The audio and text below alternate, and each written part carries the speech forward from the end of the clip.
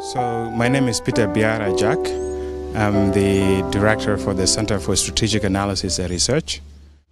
I'm also the deputy country director for the International Growth Center, which is another think tank based at Oxford University and the London School of Economics. And that one is largely engaged in economic research, especially in the areas of economic growth. So these are the main things that I do here in South Sudan. We collect a lot of information, we do research to provide advice on policy. Now, in the past, it has largely been the government that demand a lot of this, but we could theoretically do this sort of research and analysis for private companies and actors. And that, I expect, will be the growing market for you. I hope so. The challenges of South Sudan are quite extreme. As you very well know, literacy rate is very high, work experience is very limited, and things like data and statistics are also very new here and have never been used. And the legacy of war coming back from a situation in which decisions were made on feeling or hunches, and based on what today presents, you don't have an entrenched culture of looking at data or necessarily needing it. We are helping change the way people think and way people make decisions by telling them that information is extremely relevant, and they're already beginning to see it, especially with the macroeconomic situation in the country is in today. We've been arguing for a very long time, you need to diversify the economy, here were the challenges in the economic growth, but nobody was listening. But I think now with this kind of crisis, people are beginning to pay attention to the data and what does the data actually say. The African countries were always better off than South Sudan. And this is, up to now, we are still a pre-market agrarian society with very limited interactions of civilians. The only period in which we had increased interaction were during the war, in which people were displaced from wherever they were, from their villages, they come and mingle, but it was a situation that was not necessarily encouraging for market. Because people met not necessarily to exchange ideas or to exchange products, but people were running away to save their lives. So it was a different sort of environment. Now other African countries, because some of them are now in their 5th decade of statehood, they have had a lot of time to go through a transition period in which I think now they have a relatively well-established appreciation of data and information, which is not the case for South Sudan. So we are establishing a state in the 21st century when we are not really adapted to the 21st century mechanisms on how a state actually operates. Research have shown that pure laissez-faire is not practical anywhere in the world. The role of the government to create conducive environment for private sector growth is extremely relevant. And for the government to do that, it requires government capabilities. So the first question that a country like South Sudan faces is, how do you build state capabilities? What we need to do and what we should do is to look at what capacity do we have, and then what problems do we have, and we take like the 21st century technology or advancement in institutional development and we make it adaptable to our existing capabilities and we use it to solve the problem that we have.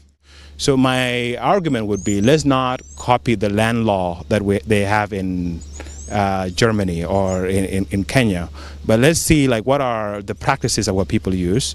Let's find a way in which we use the existing practices and the capacity we have to solve the problem of land, for example. And if we succeed in solving that, we'd keep doing that. And the more we do it, it becomes a practice that would become an institution by itself. Certainly, as I mentioned before, capacity is a serious problem here in the country. Not necessarily just in the government, but also everywhere else in the private sector. You would even argue that the best minds are already in the government that are not being used properly. So now when you look in the private sector or the media agency, they're extremely limited in terms of capabilities. At the same time, too, they don't know exactly what they may be looking for. As we learned this morning, a lot of radios and newspapers are dependent largely or even completely on advertisement.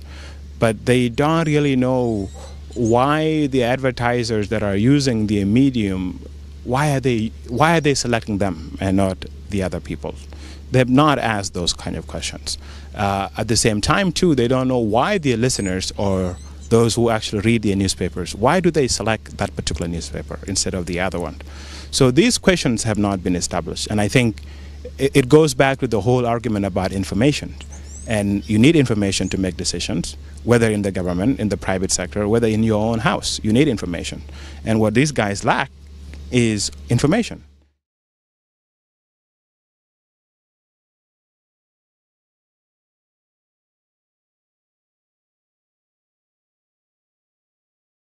Peter, welcome to the Africa Growth Initiative at Brookings. It's a pleasure to be here. It's nice to have you here. My first question to you, you used to be a lost boy of Sudan. Today you're a citizen of the Republic of South Sudan. Tell us about that journey. What was the most important lesson that you took from that extraordinary journey? Well, the journey was a bit long. From the day I first left South Sudan until coming back in 2009. It's a period of over 20 years in which I was mostly outside of the country. And it's a journey that took us going through Kenya to Ethiopia and then ending up here in the United States. And if I can think of the key takeaway from the entire journey, it just taught us to persevere, to hope, and a lot of determination, especially with what is my own responsibility as a citizen of South Sudan and as a lost boy. And that's the main reason why I decided to move back to South Sudan after I finished my education here in the United States. And what have you found now that you've moved back to South Sudan? What has been the most important element of living there now? Well, you see, South Sudan, as you very well know, is less than 1 year old country. It will just be 1 year old soon. And the need in the country, the effect of war after so many years, is a wounded society that is now beginning to recover and to rebuild itself, literally by brick to brick. And when I came back and saw all this need in the country, the lack of capacity, the lack of infrastructure, and all of these things, it just reminded me of my own obligations and my own story too, going through many different experiences all over the world, and then being able to take everything that I've learned and apply it to helping South Sudan.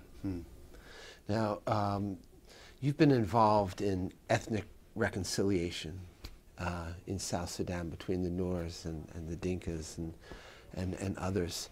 Tell us about that, how you've gone about that and what results you're seeing. Yes, the main approach we took was the approach to use sport as a way to make reconciliation among people. As you very well know, the main sort of source of internal insecurity in South Sudan has always been cattle rustling. Now, a lot of tribes in South Sudan, they raise cattle as their daily living, and many other communities, they only farm.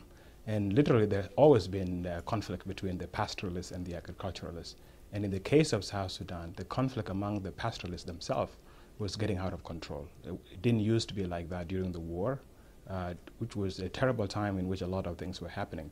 But immediately after the signing of the CPA, you see this surge in violence, tribes fighting each other, raiding cattle, and it went beyond even raiding cattle. Women and children were being killed, literally in cold blood. And what we asked ourselves is, what can we do to change this environment? And when you look at these youth who are committing these sort of issues, they are from rural areas. They are living in cattle camps. They have no other skills. They don't have any education. And we look at what do they have, and what they have is they wrestle, and this is indigenous South Sudanese wrestling. So we seize on that and form a wrestling league in which we put different tribes in each state into a team, and then we have them compete with different other tribes in other different states. So we did this big tournament in Juba, which we brought people from Eastern Equatoria, from Jonglei, from Central Equatoria, and Nuba Mountain, and Lake States, and all of these people, they came to Juba and they wrestled. And people met each other, people that were stealing cows from each other. They were committing a lot of atrocities to one another. So it has been really amazing to see the products from this sort of reconciliation. But we are following up because it's not just about wrestling. The issue here is access to economic opportunity because they don't have anything else. They're not producing much. So it needs to be complemented by other things like access to job, training, thinking about way to make this cattle industry productive, ways to increase agricultural productivity, and also with local governance too, making youth part of that governance process, designing institutions that will be able to mediate conflicts at the local level and create ways in which life could improve. What is the most significant challenge that the government has to deal with? Well, the main concern really is building the nation. Yes, we got the nation, but we have to build this nation.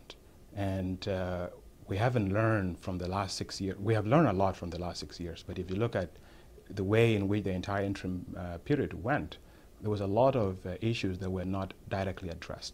And these issues, they continue to grow, and as they grow, they become more complex. As we speak, South Sudan recently decided to shut down the oil production, which accounted for over 98% of government revenues, over 70% of GDP, nearly 100% of foreign exchange. And South Sudan, given the legacy of war, the level of production is very limited. People are not producing much. We only produce about 60% of our food that we consume. So we're dependent for import for over 40%. And having shut down the oil, like what is next? Right. And during the entire period also, if you look at the public sector, has been able to expand so much. Over 40% of our budget goes directly to wages, and then if you add in the allowances, and then you also look at this public sector, are they producing anything? Are they qualified? Are they thinking about the future? And the recent evaluation of the government of South Sudan confirmed that most of this civil service are unqualified. And we have to find a way in which we reform this civil service. But it's important to understand in the first place that the civil service was not set up to be a productive civil service. It was set up basically as a way to buy peace. And a lot of people were able to be put in that position so that we at least have a normal life. So reforming the public sector is going to be extremely important, particularly even if the oil is even turned on. Like in 2011, the annual expenditure per capita in South Sudan was $451. If you look in the region, Kenya is like $100 per person. But then if you look, what is the interaction of this government expenditures with actually the life of average people? And there hasn't been much. If you look at the roads that we have built, the FABE road that South Sudan has been able to build during the entire 6 years of interim period is less than 60 kilometers. If you look at what are the electricity, we have less than 40 megawatts in the country. So we have to think about this country that we are building. What is going to be the long-term growth prospect of the country? 80% of our population are engaged in agriculture, so this is a huge potential for the future, but it needs serious investment and it needs other things to be done that complements it. And this includes things like infrastructure. You need these farmers to have access to skills. You want to make sure that they have roads in which they can take their products to the market, that they have access to finance and capital, which is not there. But most importantly is actually the design of the state itself. We have a transition constitution, and we are about to start a process of making a permanent constitution. And it's extremely important for this process to be inclusive, so that all the voices of South Sudanese participate in this process. We have a nation of 63 ethnic groups, and some of them are big, like Dinka, nearly 50% of the entire country. But you have some other tribes that are less than 0.01% of the country. So how do you create a nation in which all this diversity is accommodated, and you have a situation in which you have a mutual conciliation of South Sudanese people? You also have a very young nation. Over 70% of the people are less than the age of 31. These people are not engaged directly in the leadership. How do you make sure the youth participate? Same thing with women. If you look in the referendum, over 55% of the voters were women. And we have a country that has been neglected for a very long time. And how do we make this group productive and have access to resources? We have a lot of orphans, a lot of single mothers whose husband died during the war. So all of this is very important, especially when we design this constitution, to make sure that all the people of South Sudan participate in it. And we look at the diversity of South Sudan and think of ways in which we can achieve mutual conciliation. Yeah. With all those challenges you identified, some would say that, some have said that the decision by the government to stop production of the oil and to forego all that 97% of foreign exchange is crazy. Doesn't make any sense. How is the government going to get the revenues that it needs to invest in schools and invest in hospitals and to build the roads? And is there a danger at some point in the future that there might be a backlash of people saying, look, we've got our freedom, but there's been no freedom dividend? Well, there is a genuine concern there, especially to most people. It seemed the decision by the government of South Sudan to shut down the oil was abrupt and wasn't probably thought in detail. But if you look at the circumstances at time, yes, the oil was flowing, but it was flowing to the north. It was not entering the world markets for the benefit of South Sudanese. It was being held there in Khartoum. So what could South Sudanese do? And this was from a 3-month period. So ultimately, South Sudan has no other choice but to shut down the oil. But the interesting thing about this is that the shutdown of the oil is actually a blessing in disguise. Because if you look the entire time, we're just spending money. We are unable to build any institutions. We are unable to think deeper about how we can diversify the economy, make it a people-centered economy. We were unable to do that with all that oil money. So the argument that you shut down the oil and how you're going to be building a school, well, we were not building that many in the first place. Because if you look in the basic services, 80% of the expenditures were being covered by the donors. And government was covering less than 20% of that, and it was just mostly wages for like teachers and health workers. So in the long run, this forces the government of South Sudan to actually implement these sort of reforms that are overdue, that need to be done. So it's a blessing in the disguise, but at the same time, South Sudan will need help. It needs to be assisted. We have a lot of challenges. We don't have institutions that are robust. We have a political system that is coming from the military, in which there is a lot of loyalty, and people don't really disagree that much, although there is a level of people like change ideas, but at the end of the day, it's a military system. So transforming that is difficult. At the same time, the capacity limitations are huge. So the shutdown of the oil actually allows us to soul search. What are we going to do once we turn back the oil? What sort of rules that are going to govern it? The same thing with public expenditures. Yes, we made budgets, but you look at all of this budget, the budget plans and the actual budget outturns are completely different. It's like day and night. So everything that we plan is not what we implement.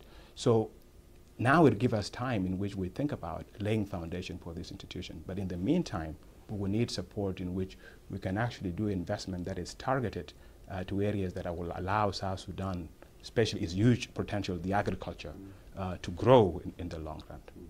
And as South Sudan celebrates its first anniversary, what are you most proud of that the country has accomplished? Just where we have got so far is something that is beyond what we dreamt of when we were children. I remember when we were in the Red Army, which gave birth to the Lost Boy. Yeah. We used to sing all these songs about the future, and it seems then is something that is ideal, probably will never happen within our lifetime, and maybe we'll pass it on to our children.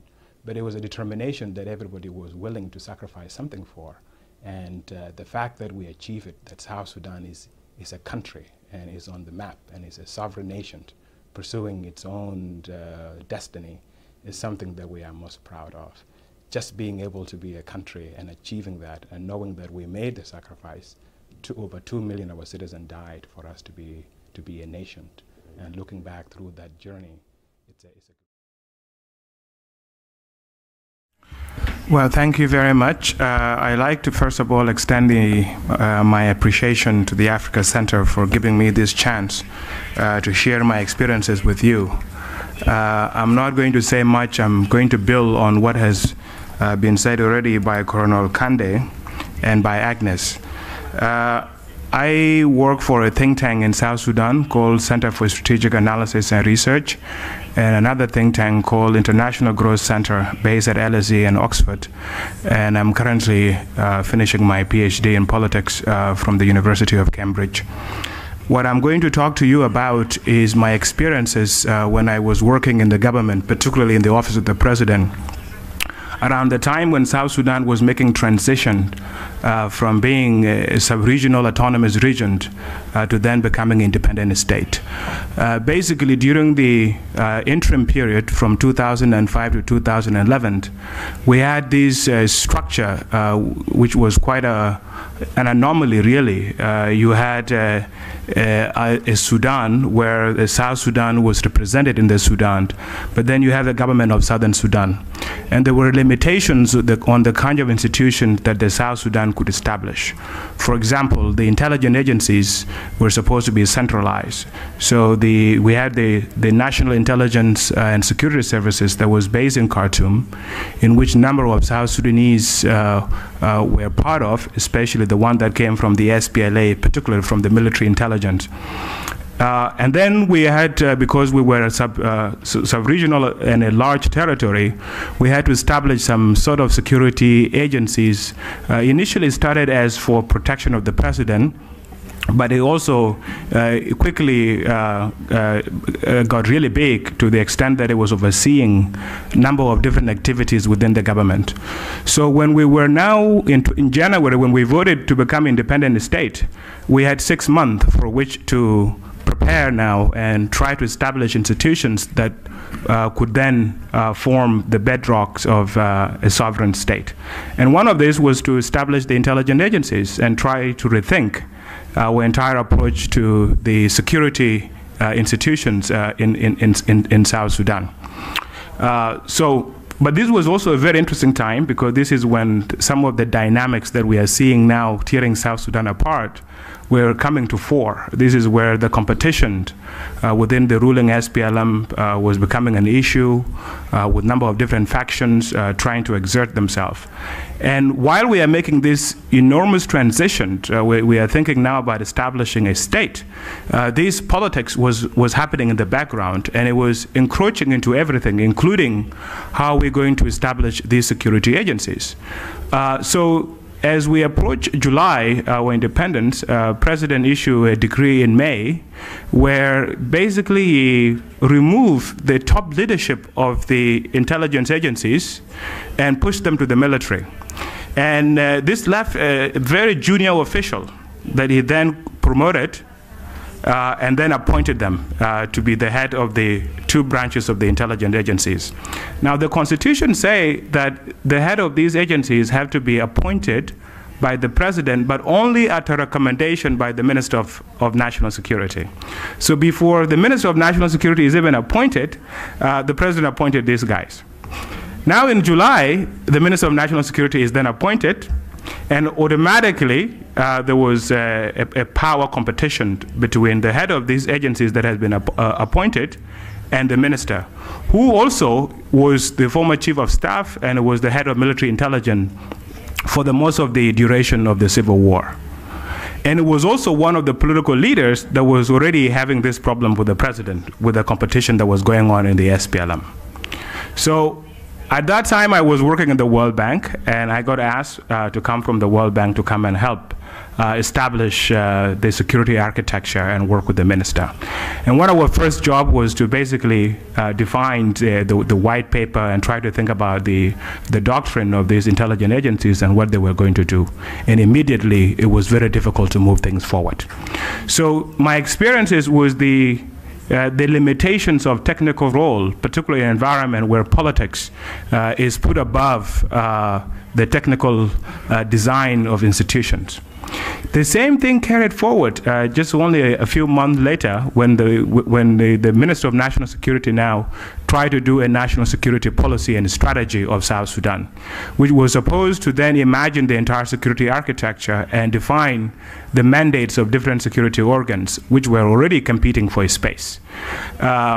And then you also have these problems of trying to make Constitution a reality, because the Constitution defines specific mandates, but some of these organs have been operating in vacuum without any legal legislation for the last 6 years. And we're doing things that they were not allowed to do. And the problem now was, how do you get them back to do things that were actually sanctioned by the Constitution? And immediately it became problematic, and it became politicized.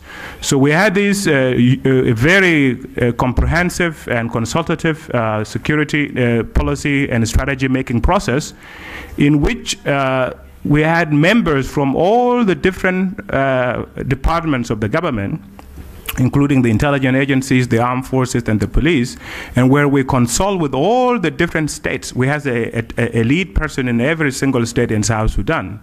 And it took nearly a year, more than a year, to do the consultations with something like over 5,000 people. And we developed a document which I believe is one of the best documents that have ever been developed in this sector. And the process that we use, in my opinion, is probably one of the best practices of how to approach this on the continent. But in the end, by the time now when we finish the consultations, the political breakdown within the party has reached an extent that it was very difficult now to bring this process to conclusion, because already the president has become too dependent on these security agencies that did not have oversight and did not have roles that were defined. So you have a situation where everybody could arrest anybody. So the police were arresting people, the intelligence were arresting people, the military was arresting people, the wildlife were arresting the people, including even the prisons. And it's very complex. And then within a very short time also, you have a breakdown on the military side, where some of the generals began now to recruit people from their ethnic backgrounds without the knowledge of the chief of defense forces, and trained them. And by the time now the civil war broke out, you had these militias moving in very quickly. And in the end, we had security institution of the state being severely undermined. So my experience here is sometime in the technical role, you can do the best that you could to try to produce what you can as a technocrat. But the problem is, if you have a political leadership that does not have that vision of trying to imagine what is all of this for and what is the purpose for building all of these organs, then all of that may not come to the outcome that you imagined initially. Now, as to what is opportunities for developing rising security sector leaders in South Sudan, I would say at the current state is very limited. In fact, if you're a rising young leader in security sector that try to approach these things from a professional perspective, trying to push the military and the intelligence agencies and the police to become more professional and accountable, then you would immediately be in a problem, because the institution have become the opposite of that. The institution now have become very unprofessional. You have people that can barely lead, that do not understand their roles as security official of the sovereign state. So to even have a chance of reversing this trend, it would require fixing the political crisis that South Sudan is in, and which is very complex and very difficult to fix, since the political leaders that are directly responsible and have the ability to solve this have abdicated their responsibility for doing so. As the example of African leaders, I would say the general that we had yesterday, General Anyedoho, in my opinion, is one of the great example of military leaders, because his story, what he did in the case of Rwanda, show a sense of purpose and a moral courage to try to do what is right in a face of extreme difficulties. And I think that is something very, very, very important, because it shows that he has a deep understanding of how the actions of today matter for tomorrow. So you can do something today, but what you do today lives beyond the moments in which you are doing it. Other leaders that I find to be great examples of African leaders include people like Desmond Tutu and Julius Nyerere. And Nyerere particularly, understanding the challenges of forging a state, because security sector does not exist in vacuum, is part of a larger structures of state, of forging a state that is inclusive and that accommodates all the diverse aspects of the society. So security sector and all the other sectors, they work in tandem toward building something that is beyond any individual or ethnic group or a particular leader. They try to forge a state. So I will stop there and hope to have a more discussion during the question and answers. Thank you. About what people has been able to accomplish so far. Just thinking a year ago, and even after the referendum itself, there was still sort of hesitation among the South Sudanese whether the independence was really going to happen, or would there be a last-minute attempt on the part of Khartoum to sort of derail the entire process? And there was that worry, especially when the occupation of Biar occurred in May, and you see a lot of different problems occurring at the border last year. So as people head toward July 9th, there's a lot of excitement, there's a lot of reflection about what they have accomplished. But within that excitement, there's also the sense of soul-searching, and this soul-searching is very critical for the country. And it comes from a number of elements. First, it comes from the sort of the economic anxiety that the entire country is going through. And this anxiety is extremely important in regard to the future of South Sudan.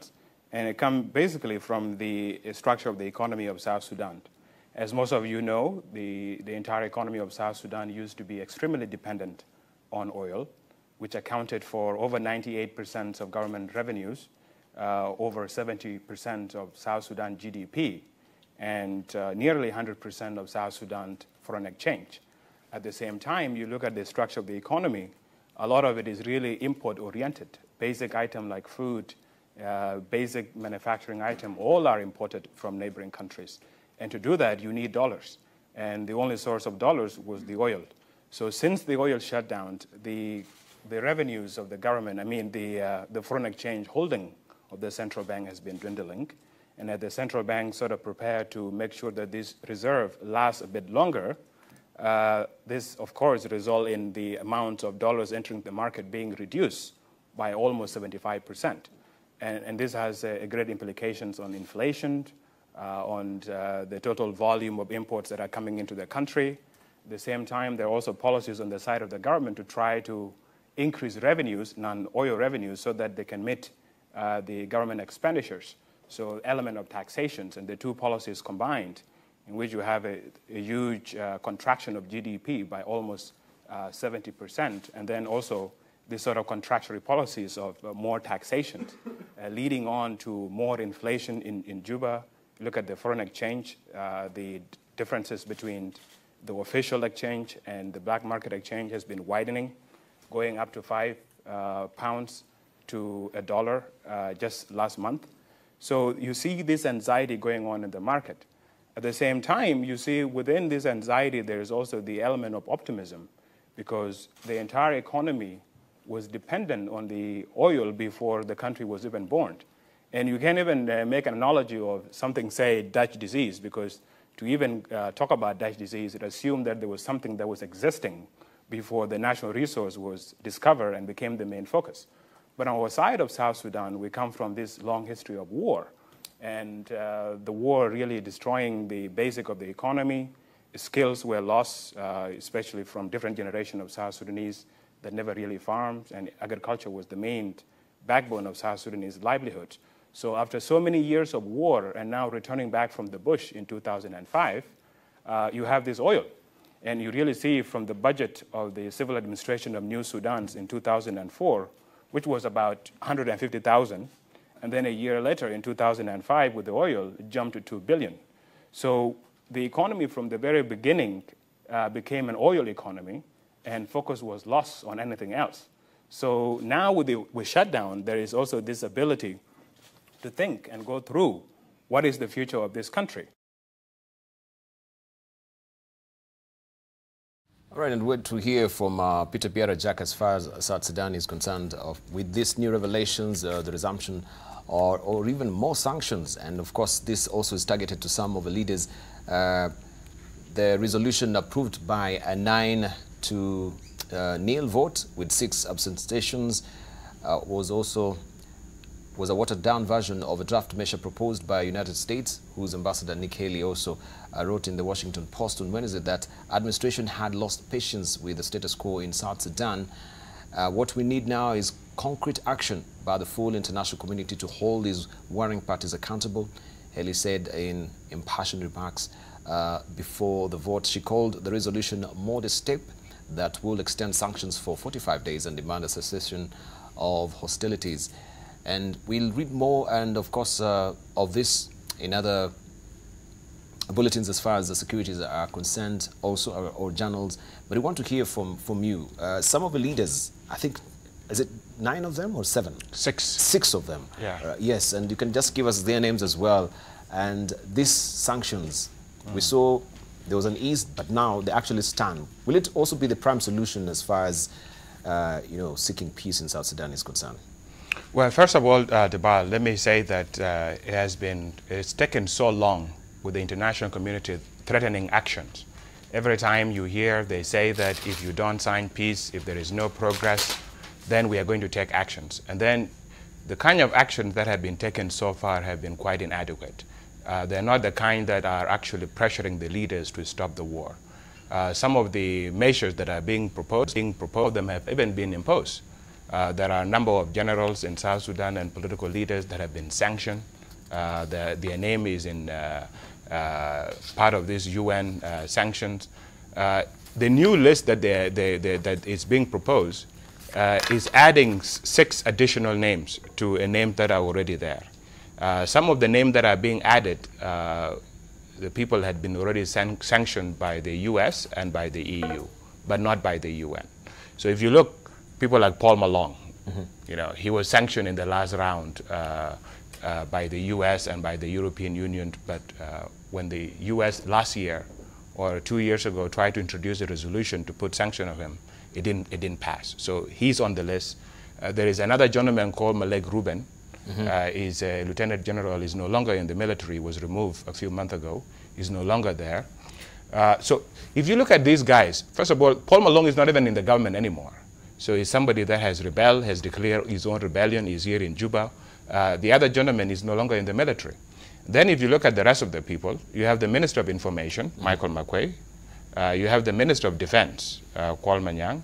You have Minister of Cabinet Affairs, Martin Elia. And then you have one person from the rebellion, somebody called Chwal Rambang.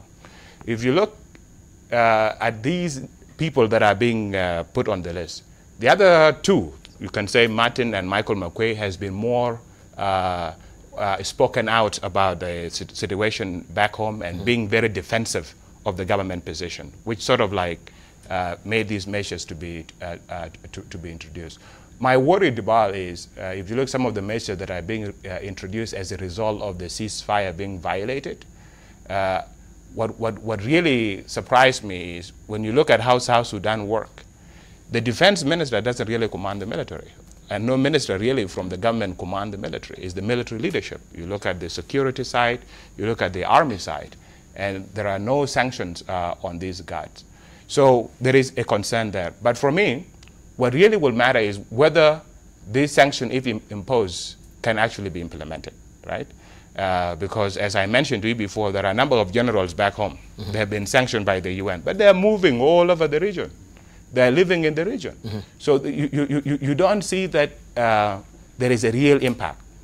Now, what might be very encouraging is this arm embargo, because it makes little sense for us to be buying a lot of weapons when we are only using them to kill ourselves. But it remains to be seen if region will have the will to implement them, because in this resolution, one of the countries that is sitting in the UN Security Council is Ethiopia. And if you look at how Ethiopia voted, Ethiopia didn't vote for the resolution. Yes. Ethiopia abstained, and and even you talk about how the draft was watered down. It was watered down mainly because of countries like Ethiopia, so that they can abstain instead of like voting no, right? So what does that tell you? Will they be able to implement these sanctions? Will they be able to implement the arm embargo? Will they be able to implement the freezes of assets? There are all sort of assets that is here in the region, in Kenya in particular, and in Uganda. But if there's any indication whatsoever that some of these regional countries will take this action, this is the question that remains to be seen. In my view, it's very encouraging that the UN Security Council, at the very least, is acting on the promises that it has been making. My concern is, are they really targeting the right people? We know in South Sudan who is preventing peace. We know the people. We know the people that have control over the president. Right. We know the people that control the military, that control the dynamics in the country. And those names are missing on the list. So you go and put some of these other guys that are politicians. Yes, you can punish them for not using their political weight to pressure things in the country. But the guys that are in direct command, that are making decisions, those guys are not being held accountable, and they are not anywhere in the list. And then again, even if they were in the list, can this sanction be implemented? This is the question that really remains. Right. And so maybe we can run, I think you've given us a few names, but we have, of course, you've mentioned Paul Malong. Yeah. And then we have the Minister of Information, Michael Leuth. Makwe Leuth. Yeah, Makwe, you've mentioned him. Yes. Also Deputy Chief of Defense for Logistics in South Sudan Army, that is Malek Ruben, also Riak Rengu. Yeah.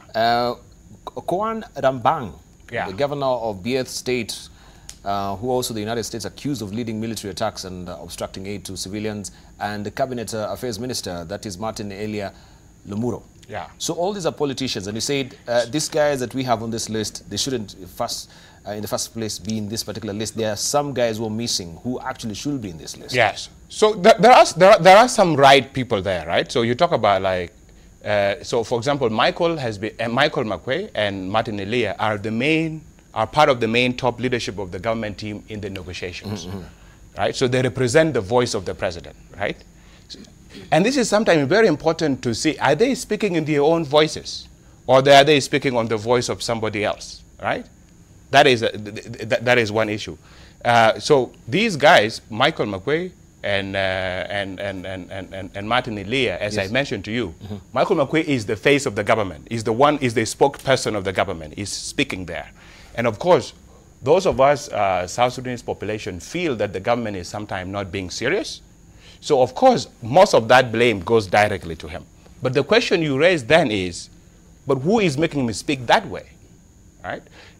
This is the point that I'm raising, right? It's not so much about what is he saying, but is he saying what he's saying as a result of what, right? The same thing even with Martin. Martin is the head of the cabinet, so it's sort of like, you don't have this position in Kenyan cabinet, but it's sort of like a prime minister. Is the one that is in charge of supervising the entire operation of the government. Is the cabinet affairs minister. And most of the time, he speaks his mind, he speaks for the president. He's very radical to a certain extent. So you can that there is a sense to push him, to push. If you look, what is actually his influence on the president in terms of like the military operations. And if you look in reality, it's really not there.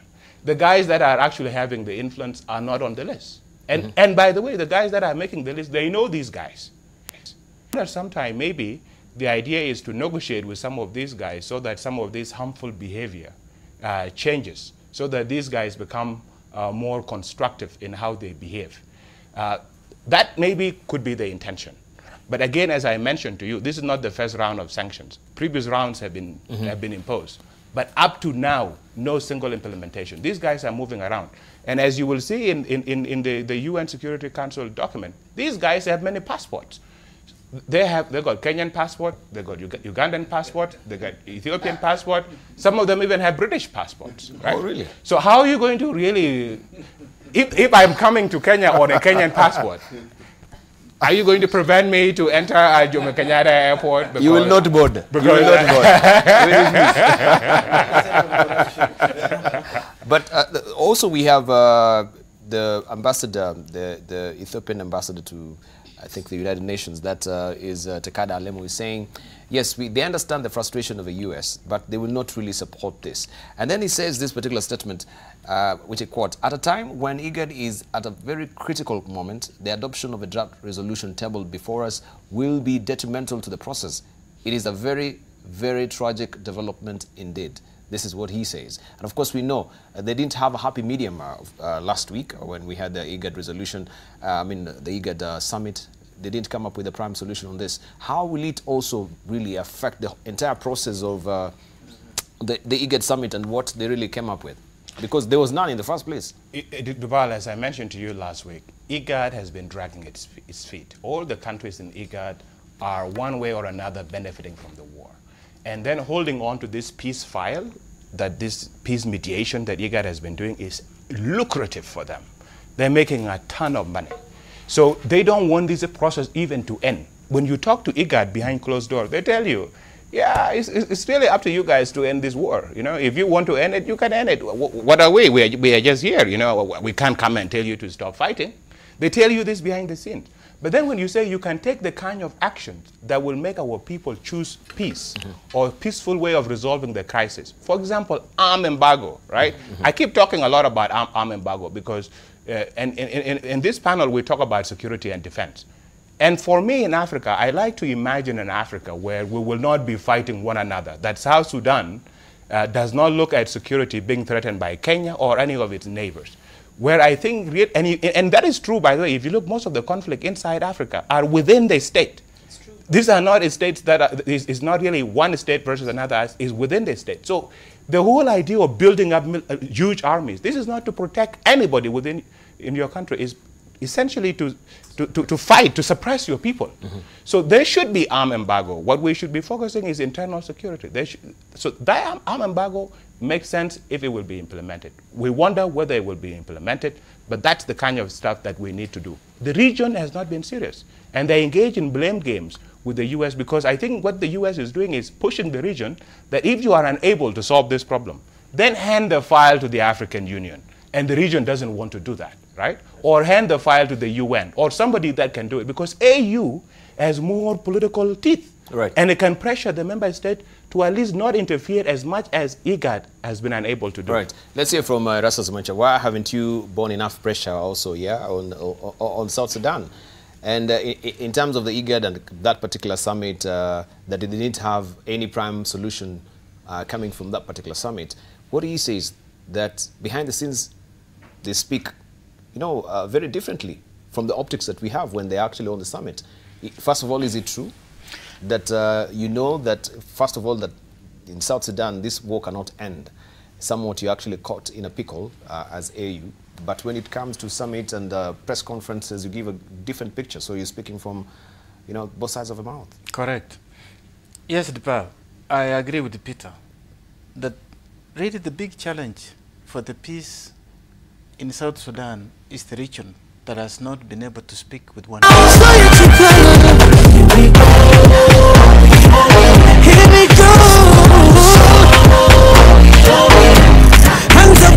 From the same script. And that paralysis is what has also caused IGAD not to make progress. Because, if you look at even the negotiation structure itself, the people negotiating and the parties that come to the negotiating table and, the elements that are there, I should also perhaps mention Sudan itself.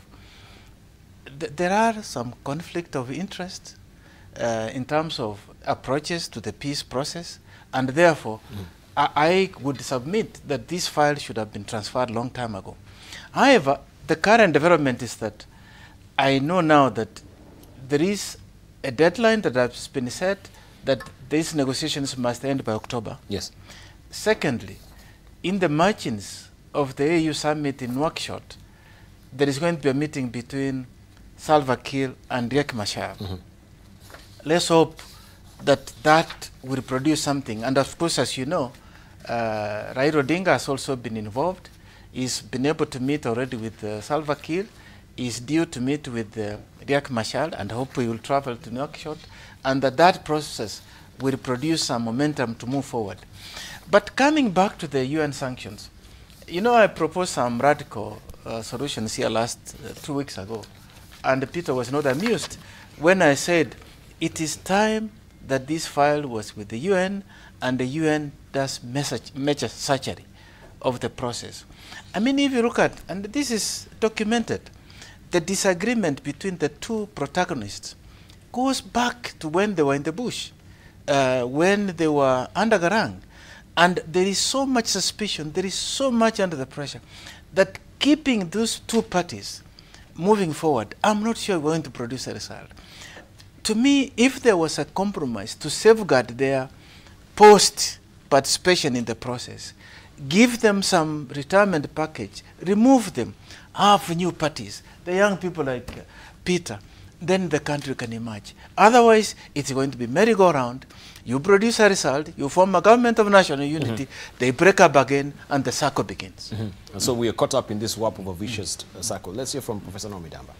Duval, there was once up on mountain of Maryland, Camp David, two antagonists, One was Anwar Sadat, and the other one was Menachem Begin. And they've stayed there for quite a while, refusing to talk to each other. On the mountain? Okay.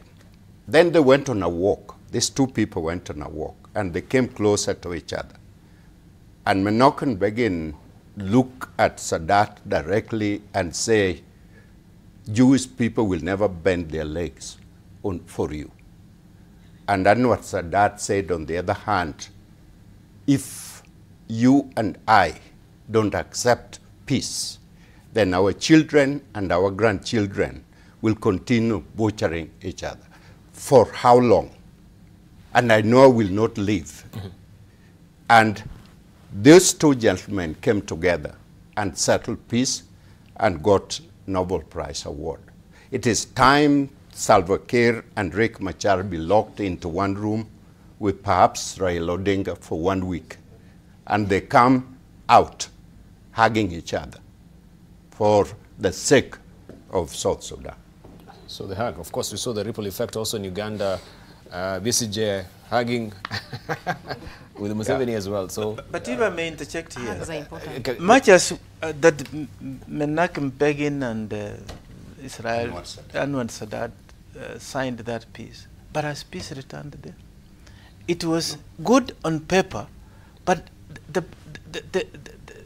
the process has remained. I mean, Israel is now actually thrown all that out of the window, and even the solution of two-state solution is dying. Is dying as well. Yeah. Ambassador, the Israelis and the Egyptians are no longer fighting on the desert. That's true.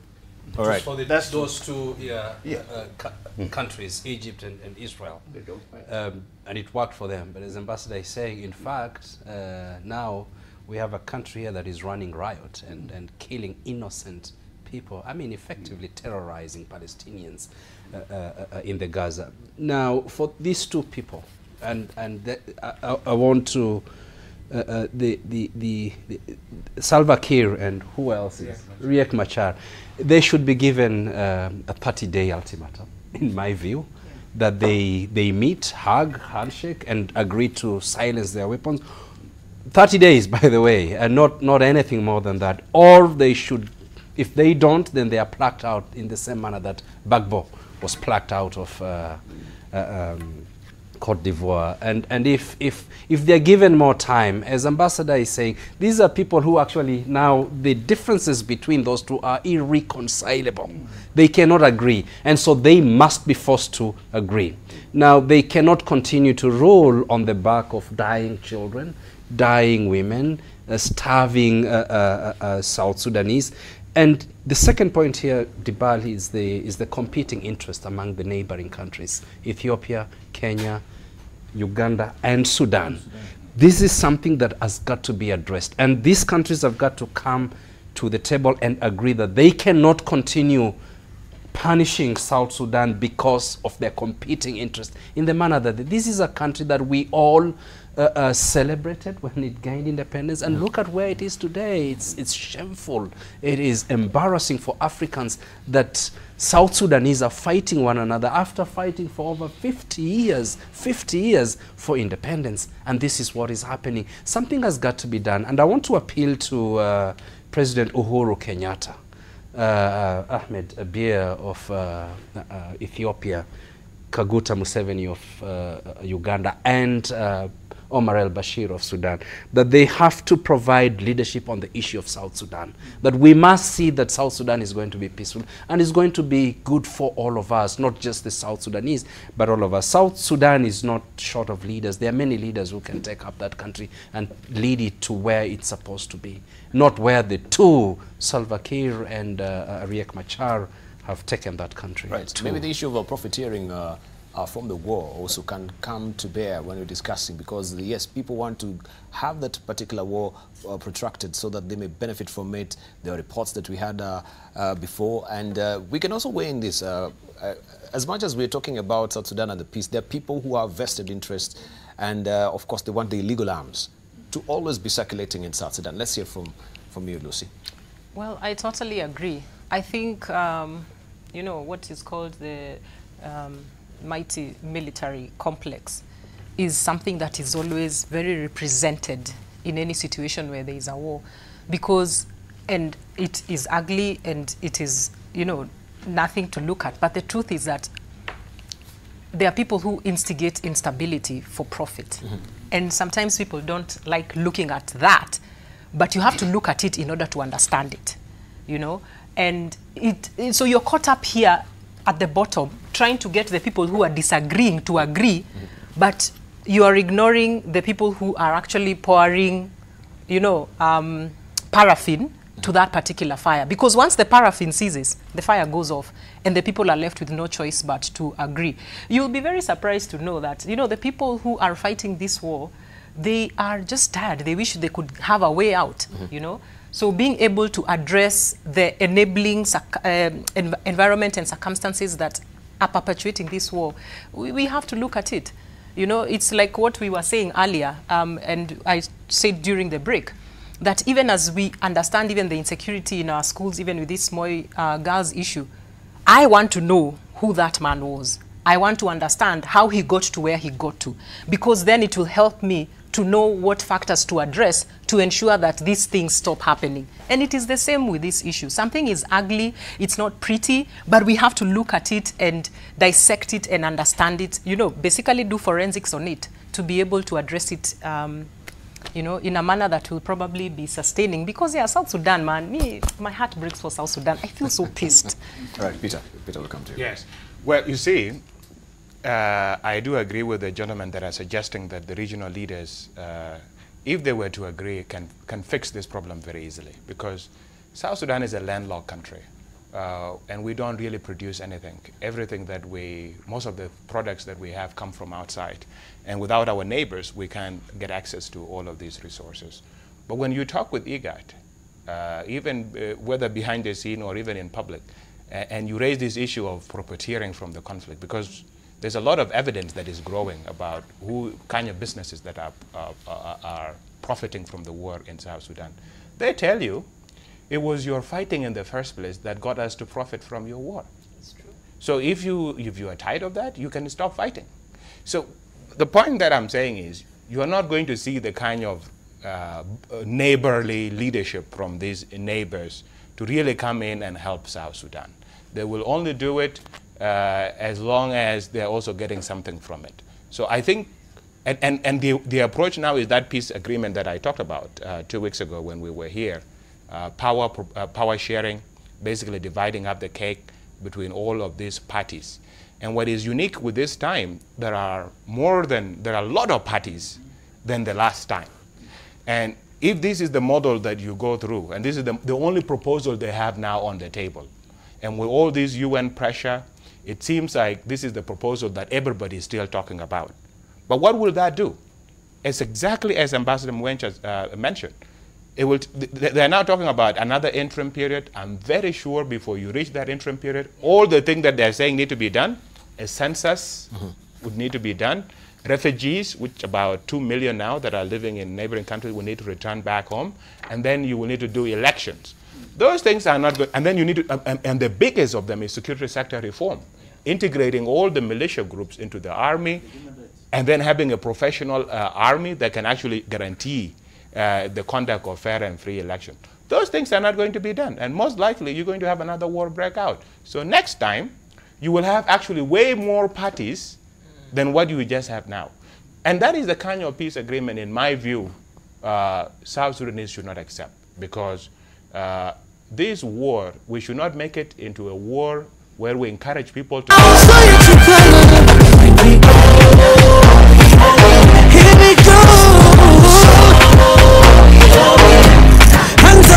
South Sudan that does not want to be a minister. And of course, anywhere else in the world. So if you make that about killing 10, 15 people, and then you come to a peace talk, and then you get a big chunk, it's ridiculous. You have people my age now in South Sudan military that are major generals. You know, and it's unacceptable anywhere else in the world. And they have been in the military for 2 to 3 years as rebels, and then they were integrated. This kind of peace is a very bad peace, and it goes into like reproducing this kind of cycle of violence, which will trap South Sudan for long. And we know very well, like countries like Burundi are going through this. Once you have been in violent situation for very long, at least 5 years, It's not very easy to escape. So this kind of lazy solution that IGAD is proposing is not going to work. I think what is needed, South Sudanese people, South Sudanese people, these are amazing people. My people, they're amazing people, because it's not easy to accomplish what we accomplished. We fought for generations, made sacrifices so that we can achieve what we achieved. And by the way, when we were doing it, many people in the world were not standing with us. We started by ourselves. It's only when they realized that we were going to succeed that we now start getting allies. So I'm appealing again to South Sudanese people. We can fix this. We don't need to be begging Bashir or Uhuru or Abiy or Kaguta. We don't need to beg them, or anybody in DC or in New York. We can fix this problem. Our leaders have let down. There's no doubt about it. And they know it. When you talk to them, they tell you, we have failed you.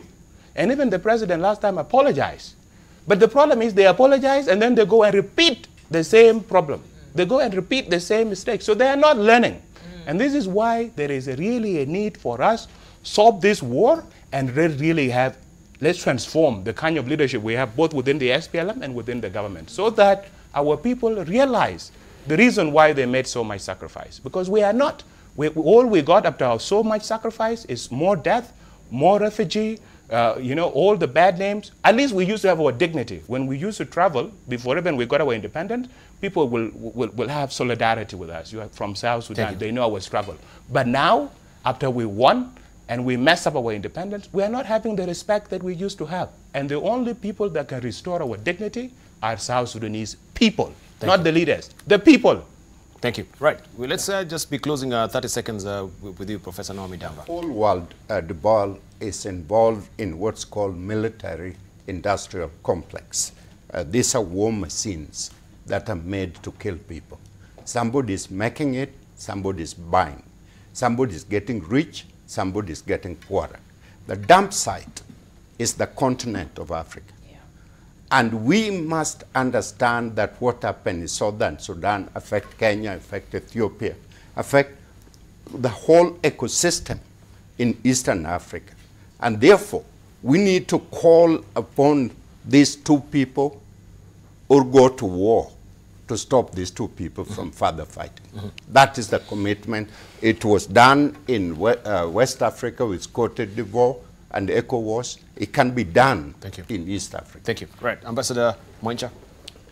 Drums of war all over the place, whether you are talking of the Korean Peninsula, whether you are talking about now Middle East, and it would appear that Iran might resume nuclear enrichment, whether we are talking about South Sudan.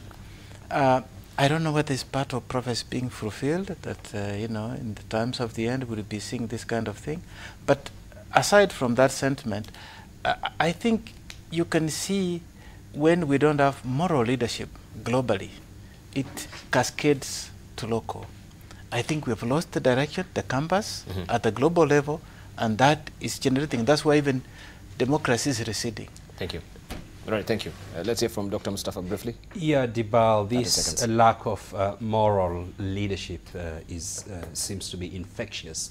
And I agree, and again, sympathize with the people of South Sudan. It's only the South Sudanese, and particularly the young people, that are actually going to fix that problem in South Sudan. The countries that are in the region should stop being complicit in the plundering and massacre of the South Sudanese by allowing those who are on sanctions list to move around, as Biar Ajak is saying. Again, those countries that have interests in South Sudan, if they are not for peace, should desist. And just by desisting will actually help South Sudan move forward. Right. Let's hear from Lucy. I think it was just this year when the UK announced that they were going to have a minister for loneliness, a whole department or something like that. Happiness. No, loneliness. Yes. Loneliness. I remember. And people laughed. I think it was last year. Yes, and you're still laughing. And but the thing is, if a society does not have the people who have the audacity to look at the real picture and acknowledge it, we have a problem. They looked at their society and what was going on, and what was harmful to the society. And they said, oh gosh, I think the fact that people are lonely is causing problems. Now, our problem is that we look at symptoms. You know, we look at acts of violence. We look at acts of corruption. You know, we look at the symptoms and begin to address the symptoms. We don't go back and say, what is causing this issue? That's what I am advocating for. And part of the reason is that disconnect, that if mentally I don't see you as a human being that, you know, I can relate to and I can empathize with, you're just a tool in my personal perpetuation. So maybe we need a department and a minister of humanization in this country. We'll first have to have it in South Sudan. Yes. And by the way, no, on a serious note, you know, this thing is very tiring. This conflict in South Sudan, very costly.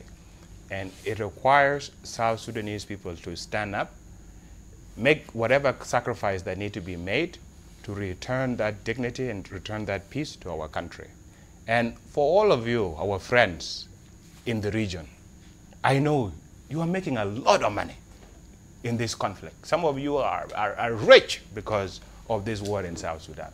But let tell you what, you can make even more money when we have peace. Eh? So don't think if we have peace, you will not make the money. Let us have the peace, you will make even more money. Thank you. So don't interrupt our peace. Thank you. Thank you. For more details on the impact of the latest developments, earlier we spoke to Peter Biar Ajak. He's the chairperson of the South Sudan Young Leaders Forum. This agreement has, what it proposes essentially is a very bloated government, a government of 4 vice presidents, 45 cabinet ministers, 550 MPs. This is essentially expanding the South Sudanese government enormously, and it will have serious budget implications. And as we know so far, South Sudan government has been going for a month without paying even the military and the diplomatic services. Now they are saying that they will increase the government by this large number of ministries and MPs. This will add a huge weight to the economy. I think what everybody needs to understand in this discussion of South Sudan conflict is not just about reaching any agreement or any kind of agreement whatsoever. It's about actually understanding what the conflict is about, and then think about how that conflict can be addressed by looking at different pillars that can then make an agreement. But just proposing any kind of agreement for the sake of an agreement so that people appear that the conflict has been ended and people move on because some easy solution has been found. This is quite dangerous, because what IGAD has been doing so far is reducing the entire conflict and the war to positions. Who will take what position, who will take what percentage of the cabinet and of the parliament, the same thing to the military. And this is very dangerous, because what it is doing is perpetuating and rewarding violence. Those who take up arms then go to the bush and demand to be included in the government. And this is a position that South Sudan has been in since 2005. Various groups and militias have always been holding the government at hostage. And the only way that the government has responded and dealt with them had been to integrate them into the military and into the government. Sanctions alone are not enough. They are very lazy tools of dealing with these kind of people. There are more immediate things that can be done. We have talked about like arm embargo. There is no reason why South Sudan should continue to be receiving arms when we are using those arms to kill our own people. We are not using them to protect our borders. Second, you need to target them better when it comes to traveling. For the last few months, Riek Machar was placed under house arrest in South Africa. It worked quite well. He couldn't move. The same sort of things could be used against Salva Kiir and some of the leaders that are close to him, because those same people are the one, if you don't get them out there, there is no way South Sudan is going to move forward. And also, you need to target their families. They're living here in neighborhood. They have a lot of assets.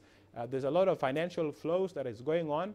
But it's really not necessarily targeting them in a negative way. You can also incentivize them.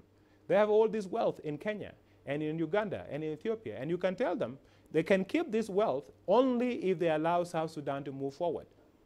I think on a day like this, where we reflect on our journey to independence, the clear lesson is getting a country, raising the flag, having a currency, coat of arms, and all the other symbols of a nation state is not enough is not really what is it all worth for.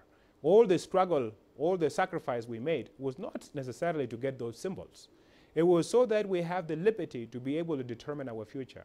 And what we have not done as people of South Sudan is agree on ideals of state. We have not been able to build consensus, ideas around which we can build a shared future. And what is needed is for us to do that. The whole concept is about power sharing. It's about dividing up the cake. This is what it has really essentially come down.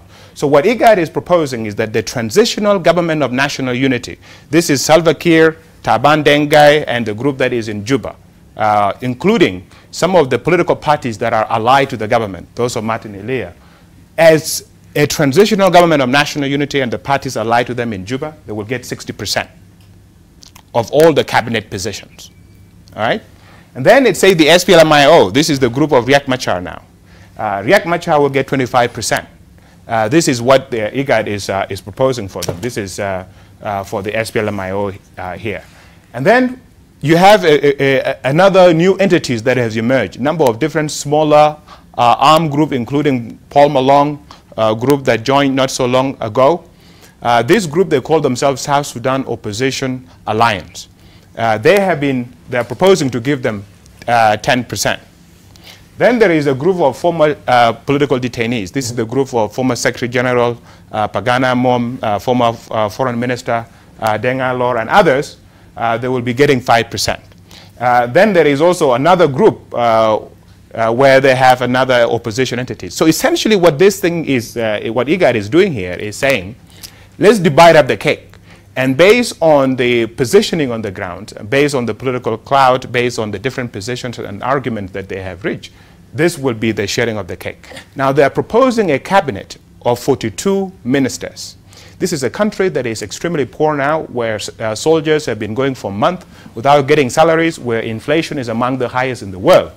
Yet IGAD is coming here to say that the cabinet is going to be increased from the present 32 cabinet ministers by another 10 ministers to 42. They are also proposing to increase the parliament from 400. Now, our parliament was only 332 MPs. And then in the last agreement, IGAD increased it to 400. And now they are proposing to increase it to 440. They are also proposing that we have 3 vice presidents. So you have a first vice president, which will be appointed by the group of Riek Machar, the SPLMIO. You have a vice president that will be appointed by the government. And then you have a third vice president that will be appointed by a coalition of other opposition entities. So 3 vice presidents, 42 cabinet ministers, 440 MPs. This is the breakdown of the numbers of what IGAD is proposing. And this is at a time when the economy of South Sudan is extremely in tatters, where basically people have gone for months without getting their salaries, where basic products are very difficult to get. And we were talking about bodyguards before. And this is a country where if you are a minister, you are entitled a house, you are entitled a fleet, you are entitled vehicles and all sort of things. So essentially, most of our budget, the entire resources of the country, will be going to maintain these political leaders and their generals. This is the other part. There is a security arrangement where all of these guys in the bush that have declared themselves generals, and there is something of like 15 different rebel groups and each one of them put on ranks, will be integrated into the army. So already now as we speak, we have over 1,000 generals. It's likely that they may increase, I don't know, to, 200, we get new 200, maybe 300, I don't know. This is essentially what IGAD is proposing. The barrier to growth right now in South Sudan has been essentially political instability. The war has now ended, and the South Sudanese parties have put together a government of national unity. What will be needed now is peace building and reconciliation among these ethnic groups to bring them together. And that includes also doing some economic programs that can reach the youth, that can make the youth productive in the society, and then can allow them, again, to do something besides carrying arms.